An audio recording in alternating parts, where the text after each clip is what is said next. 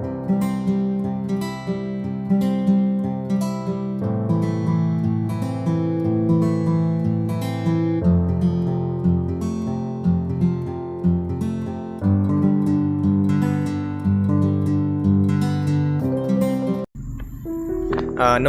मैं डॉक्टर पंकज आप सभी का इस पॉडकास्ट में स्वागत करता हूँ। हमारे पॉडकास्ट का नाम है नई कहानी पुराने किरदार।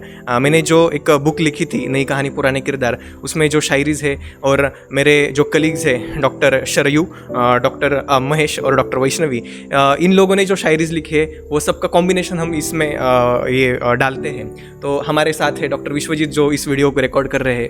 तो चलो फिर इस हमारे इन जज्बातों का सफ़र आज फिर एक बार शुरू करते हैं।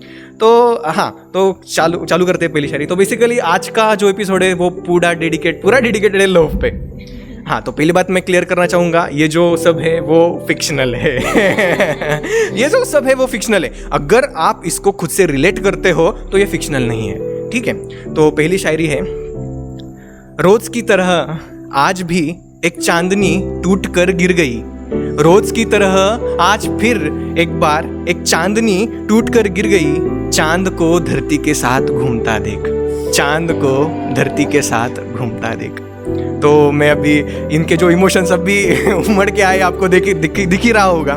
जो सुन रहे हैं उनको अभी सुनने को मिलेगा जो ये बोलते हैं। अभी मैं माइक हैंड ओवर करता हूँ। मेरे ख्याल से सबसे पहली चीज़ ये कि जैसे टूटता तारा, ये तो सब का पता है।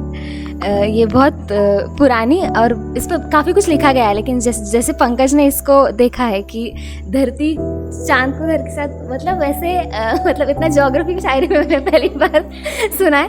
वो बहुत खूबसूरत दिख रहा है, मतलब सुनने में आ रहा है।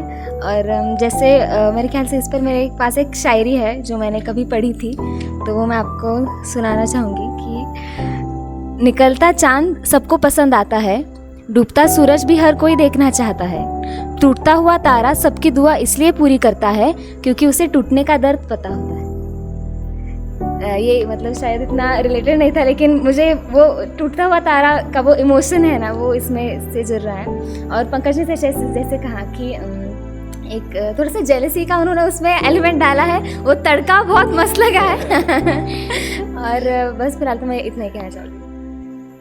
इसमें चांदनी का टूटना दिल के टूटने से कंपेयर हुआ है, ठीक है। चांदनी टूटती है, किसी का दिल टूटता है। अगर मतलब हम प्यार से कोरिलेट कर सकते हैं, कोई दूसरी मटेरियलिस्टिक थिंग हो उससे कोरिलेट कर सकते हैं। तो हाँ, मैंने ये बहुत देखा है कि अभी नीट यूजी का रिजल्ट आया तो एमबीबीएस में जिन लोगों का एडमिशन हुआ तो उनका तो ठीक है, बाकी लोगों का क्या है, उनका तो दिल टूट गया।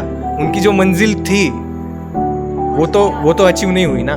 तो अभी वो मंजिल किसी और के साथ है, वो उनको देख रहे हैं। वो बच्चा 12th जब अभी पास हुआ है, इतना छोटा बच्चा, वो कैसे सह पाएगा। तो वो इमोशन उसको भी है कि हर रोज़ की तरह आज भी, हर साल की तरह आज भी, इस साल भी कई बच्चे जो थे उनकी मंजिल पाने की जो ख्वाहिश थी वो पूरी नहीं हो सकी, तो वो भी आज टूट कर गिर गए। तो ऐसा है। अभी मैं ऐड करना चाहूँगी कि जैसे पंकज ने स्टार्टिंग में क्लियर किया है कि ये सब कुछ फिक्शनल है, तो वो उन्होंने इसलिए क्लियर किया है, वो एक सटल रिमार्क था कि वो सिंगल है।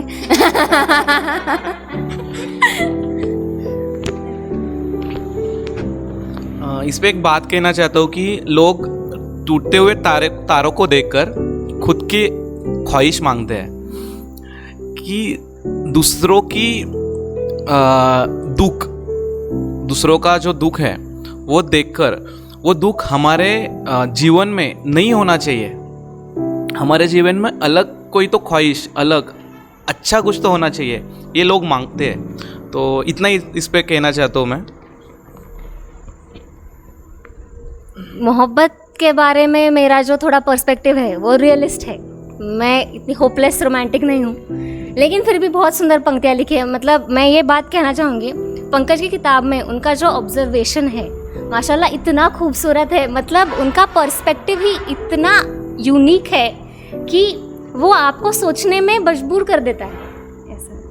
तो मोहब्बत के बारे में मैं ये कहना चाहूँगी कि इंसान ने चांद, तारे, सूरज, इन सब की मोहब्बत की बहुत मिसालें दी हैं, क्योंकि ये न जाने कब से चलते आ रहे हैं, जब से मतलब जब पृथ्वी वगैरह कुछ भी नहीं था तभी ये चांद सितारे थे, और तब से वो साथ है, और उनका जो भी लाइक जैसे झूम रहे हैं, जैसे उनका रिश्ता है वो चलता आ रहा है। इसलिए लोग उनकी मोहब्बत की मिसालें देते हैं to say that love is eternal, या फिर जो कुछ भी। तो मुझे ऐसा लगता है कि ये बहुत खूबसूरत बात है कि इंसान उनके प्यार को, उनके रिश्ते को समझने की कोशिश कर रहा है या फिर उससे उपमा दे रहा है। बस मुझे ऐसा लगता है कि इंसान ने उस तरह का प्यार इंसान से एक्सपेक्ट नहीं करना चाहिए। मतलब people might disagree with me, मतलब इज़ व्हाट माई, और आज की दुनिया में तो बिल्कुल नहीं। तो मुझे मतलब ये चांद सितारे रिलेटेड मैंने भी कुछ पंक्तियाँ लिखी थी, तो मुझे वो याद आ रही हैं कि, और ये टूटता तारा हर जगह आता है, मतलब पता नहीं, ऐसे दर्द के लिए सिंबॉलिक है टूटता तारा। तो मेरा थोड़ा रियलिस्ट अप्रोच है कि अर्ज क्या है, मेरी महज एक ख्वाहिश पूरी करने के लिए जो टूटा, मेरी महज एक ख्वाहिश पूरी करने के लिए जो टूटा, उस तारे से पूछो क्या इतनी मोहब्बत जरूरी थी। क्या बात है।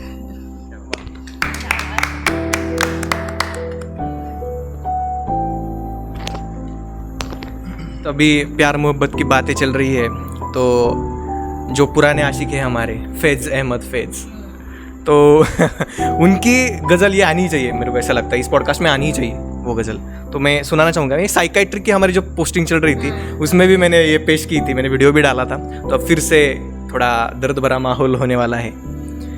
मुझसे पहली सी मोहब्बत मेरे महबूब न मांग, मुझसे पहली सी मोहब्बत मेरे महबूब न मांग, मैंने समझा था कि तू है तो दरख्शा है हयात, तेरा गम है तो गम ए दहर का झगड़ा क्या है, तेरा गम है तो गम ए दहर का झगड़ा क्या है, तेरी सूरत से है आलम में बहारों को सबात, तेरी सूरत से आलम में है बहारों को सबात, तेरी आँखों के सिवा, तेरी आँखों के सिवा दुनिया में रखा क्या है, तू जो मिल जाए तो तकदीर निगू हो जाए, तू जो मिल जाए तो तकदीर निगू हो जाए, यूं न था मैंने फ़कत चाहा था यूं हो जाए, यूं न था मैंने फ़कत चाहा था यूं हो जाए, और भी दुख है ज़माने में मोहब्बत के सिवा, और भी दुख है ज़माने में मोहब्बत के सिवा, राहतें और भी है वस्ल की राहत के सिवा, राहतें और भी है वस्ल की राहत के सिवा। फैज़ अहमद फैज़ जी की ये शायरी। तो अभी दर्द भरा माहौल हो चुका है, तो दूसरी शायरी मैंने खुद की लिखी पेश करना चाहूँगा। कहानी अगर ख़त्म होती हुई दिखे तो एक नई कहानी शुरू करनी चाहिए, कहानी अगर ख़त्म होती हुई दिखे तो एक नई कहानी शुरू करनी चाहिए, लेकिन पुराने ही किरदारों के साथ, पुराने ही किरदारों के साथ। तो इस शायरी से हमारा जो नाम है नई कहानी पुराने किरदार वो आया है वो नाम आया है। तो मैं अब माइक हैंड ओवर करता हूँ आपके पास।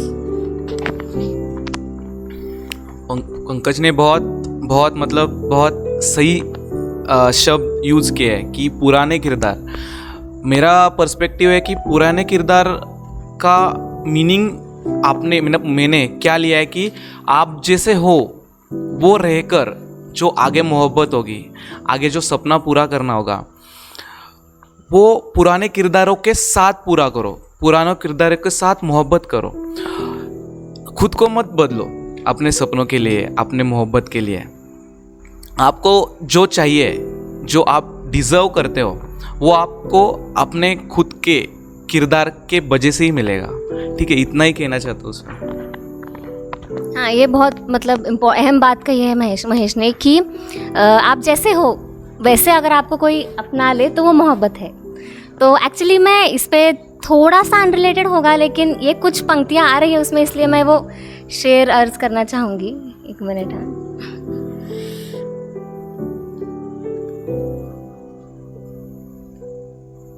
थोड़ा सब्र कीजिए, आजकल की टेक्नोलॉजी में अल्फाज ढूंढना मुश्किल हो गया है।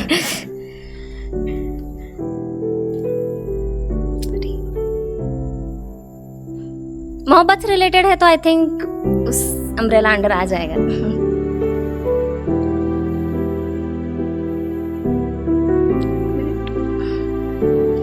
हाँ, अर्ज किया है, इंतज़ार है किसी का जो बेवजह तारीफ तो करे। एक मिनट ना, बस मैं मतलब मेरा जो रियलिस्ट एस्पेक्ट है उसको थोड़ा साइड में रख के एक होपलेस रोमांटिक के पर्सपेक्टिव से लिखा है, ऐसा सोचो। अरे मतलब हर इमोशन इंसान ने एक्सपेरिमेंट करना चाहिए लाइफ। इंतज़ार है किसी का जो बेवजह तारीफ तो करे, इंतज़ार है किसी का जो बेवजह तारीफ तो करे मगर कभी झूठी तारीफ ना करे। इंतज़ार है किसी का जो बेपरवाह हंसना सिखाए, इंतज़ार है किसी का जो बेपरवाह हंसना तो सिखाए मगर कंधे पे सर रखे रोने भी दे। इंतज़ार है किसी का जो जीने की अदा बदल दे, इंतज़ार है किसी का जो जीने की अदा बदल दे मगर जैसी हूँ वैसी मुझे अपना भी ले। इंतज़ार है किसी का जो ज़्यादा इंतज़ार तो ना करवाए, इंतज़ार है किसी का जो ज़्यादा इंतज़ार तो ना करवाए मगर उसका इंतज़ार भी अलग सा सुकून दे जाए। मैं यही दुआ करता हूँ कि जो इंतज़ार कर रहे हो वो सपनों का राजा आपको मिल जाए। नहीं चाहिए।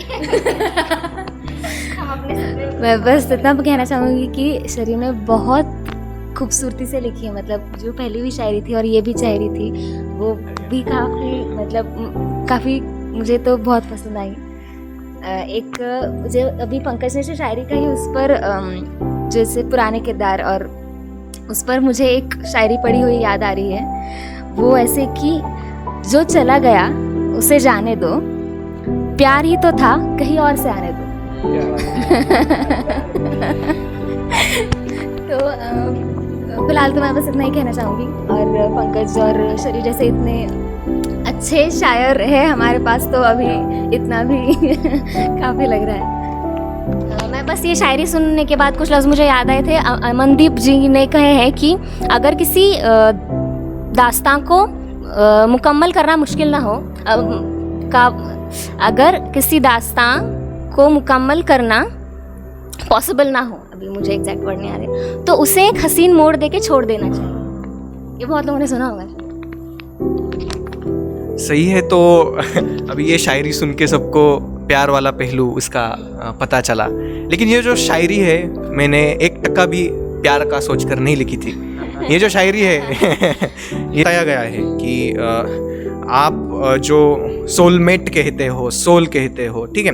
तो इंसान जो है वो जब उसका इनकारनेशन रहता है कि एक बार जन्म लिया, दूसरी बार जन्म लिया, तीसरी बार जन्म लिया, ठीक है, तो वो जो कर्म करता है उसका जो इंटरेक्शन रहता है, फॉर एग्जांपल हमने उसका पहला कंसिडर करते हैं कि शरयू का पहला जन्म था, तो सबसे पहला, तो उसमें उसने जिन लोगों के साथ इंटरेक्ट किया था उस जन्म में, उसने जो कर्म पाए थे उस जन्म में उन लोगों के साथ, वो अच्छा इंटरेक्शन हुआ होगा, बुरा इंटरेक्शन हुआ होगा, उसका जो समअप रहता है, उसका हम कह सकते ग्रॉस पकड़ के, वो अगले जन्म में रिफ्लेक्ट होता है। तो ये पकड़ के हम अभी इस जन्म में आए हैं, तो हम पहले जन्म में भी इंटरेक्ट हो चुके थे, तो हमारे जो सोल्स है इतने बड़े ट्रैवल करके आए हैं, तो हमारी कहानी पुरानी है, बस किरदार बदल गए हैं, किरदार बदल गए, तो पुरानी कहानी नए किरदार, ये है। हाँ, और सोलमेट का बताना चाहूँगा कि सोलमेट जो है शरयू का जो पहले जन्म में, दूसरे जन्म में, तीसरे जन्म में जो इंटरेक्शन रहा होगा जिसके साथ प्योर इंटरेक्शन रहा होगा, उसने जो कर्म कमाए होंगे उस पर्टिकुलर इंसान के साथ, वो इंटरेक्शन का समअप करके वो जो जिसके साथ अच्छा इंटरेक्शन रहा होगा वो उसका सोलमेट होगा। तो होप उसको उसका सोलमेट जल्दी मिल जाए। तो इसी बात पे हम हाँ, महेश कुछ कहना चाहता है। बहुत बहुत मोहब्बत के प्यार की बातें हो गई। इस पे एक शायरी है, शायरी किसी और की है, बोल कोई और है, ठीक है। लोग हमें अक्सर पूछा करते हैं कि किसने दिल तोड़ा तुम्हारा जो तुम शायरी लिखते हो। लोग अक्सर पूछा करते हैं किसने दिल तोड़ा जो तुम शायरी लिखते हो। अब इन्हें कौन समझाए कि हम किसी मोहब्बत के नहीं, जिंदगी के ठुकराए हुए आशिक हैं। इसका शायरी का क्रेडिट शरयू को देना चाहता हूँ मैं।